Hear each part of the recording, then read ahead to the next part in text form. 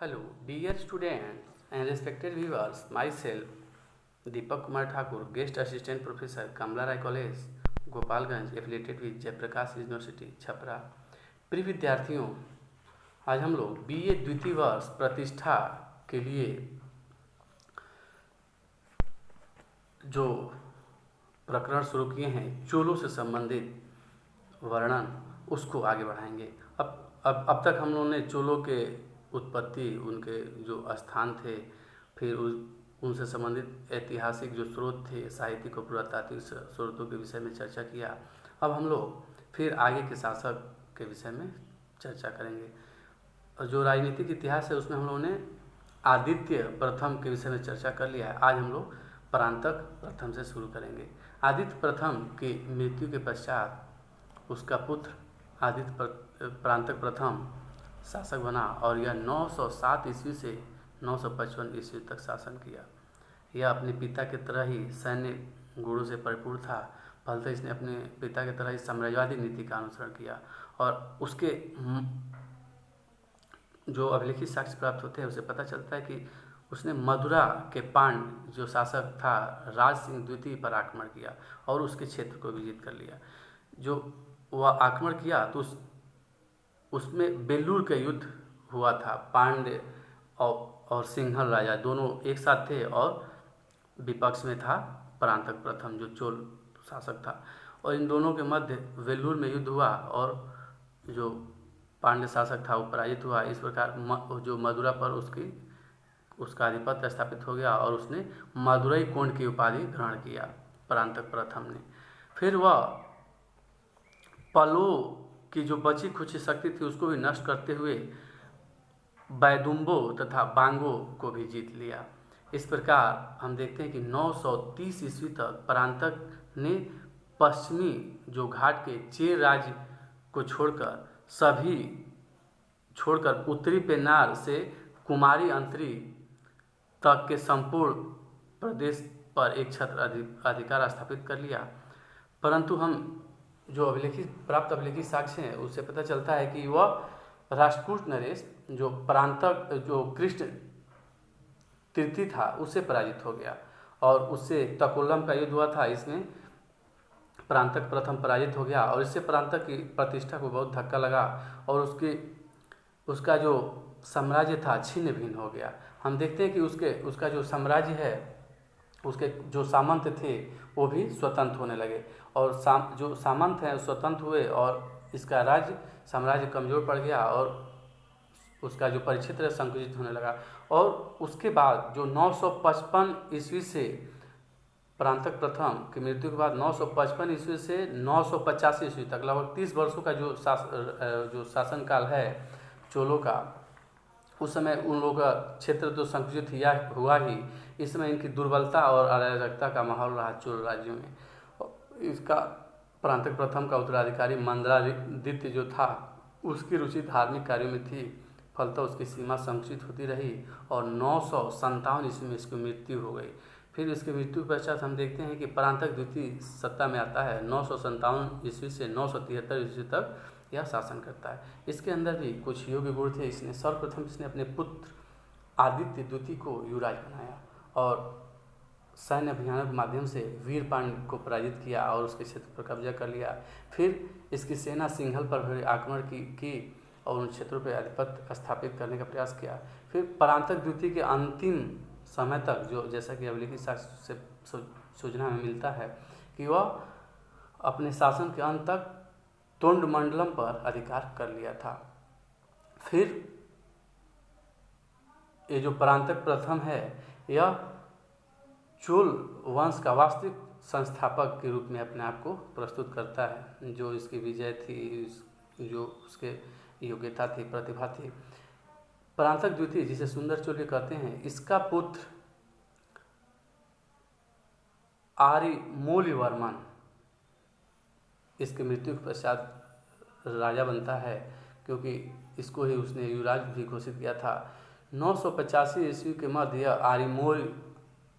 अरिमोलिवर्मन राजराज के नाम से गद्दी पर बैठता है और उसका 30 वर्षों का शासन 985 ईस्वी से 1015 ईस्वी का जो काल है वह सर्वाधिक गौरवशाली युग माना जाता है चोल राज्य के इतिहास में।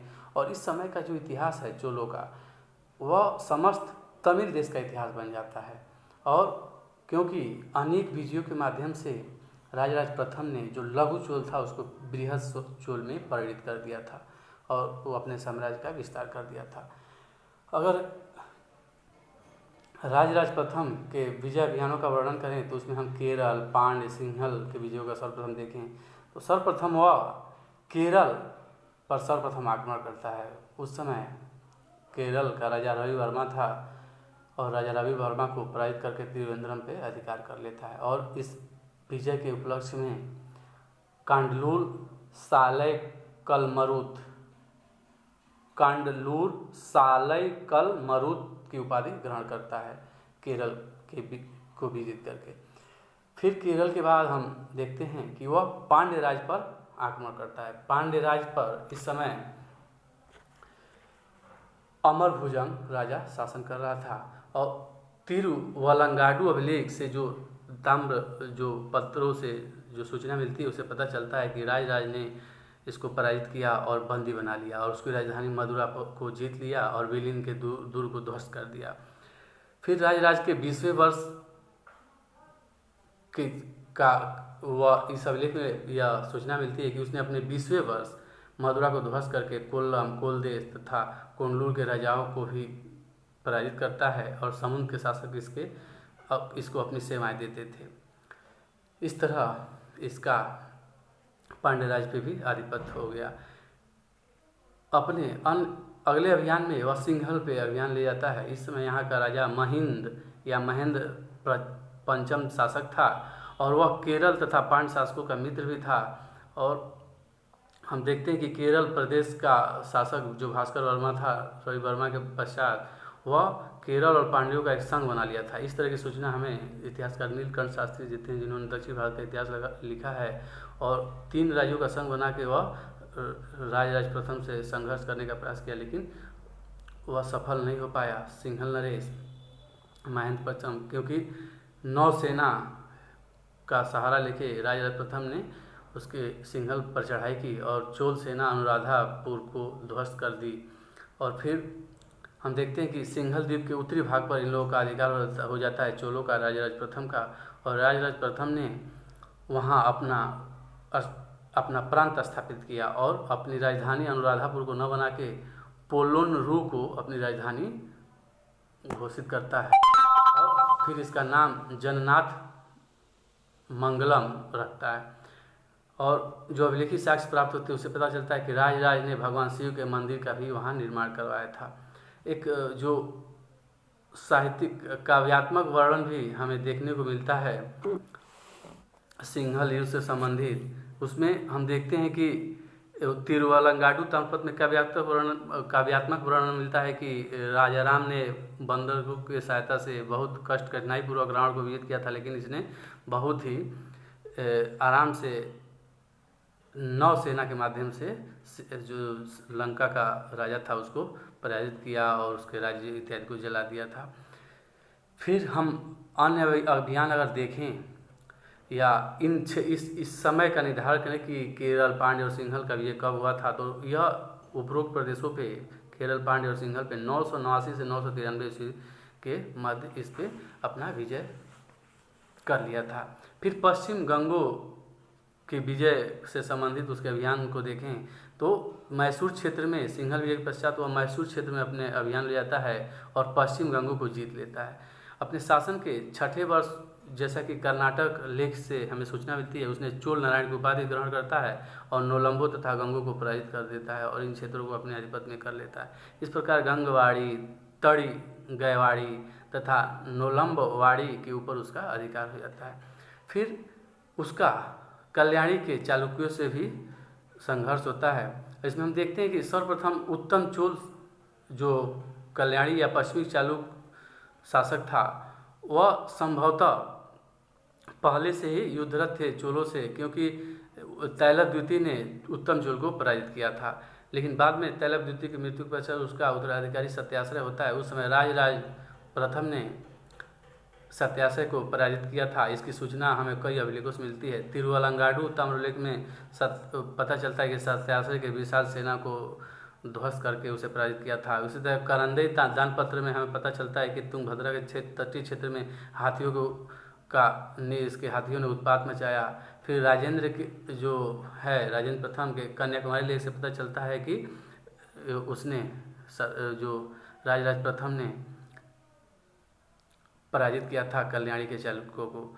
और सत्याशय के होटू लेख से भी पता चलता है कि राजराज के पुत्र राजेंद्र ने 9 लाख सेना के साथ आक्रमण किया था और इन क्षेत्रों को ध्वस्त किया था, ब्राह्मणों, कन्याओं इत्यादि को हानि पहुंचाया था और उनकी हत्या कर दी थी।